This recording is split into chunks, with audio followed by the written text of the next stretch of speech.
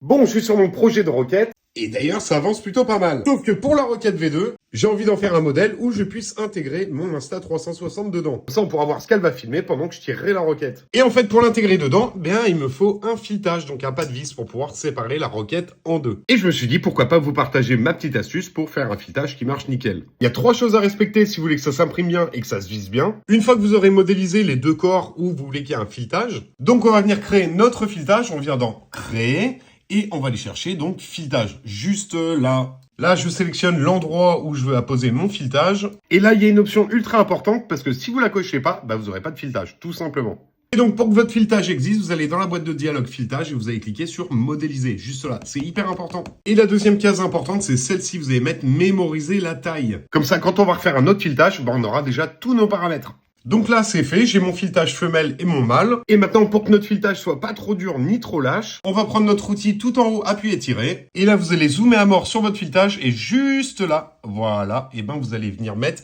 0,2. Deuxième étape, encore avec l'outil appuyer, tirer, vous allez venir ici sur vos filetages.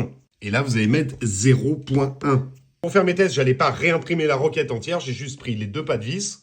Et maintenant, on va aller voir si ça fonctionne. Là, on va voir si ça se visse correctement. Et là, on voit à peine la différence entre le filetage et la pièce. Alors, très important, ce n'est pas universel, la méthode que je vous donne. Parce que si vous avez des filetages plus petits, vous pouvez pas mettre 0,2 par exemple, c'est pas possible.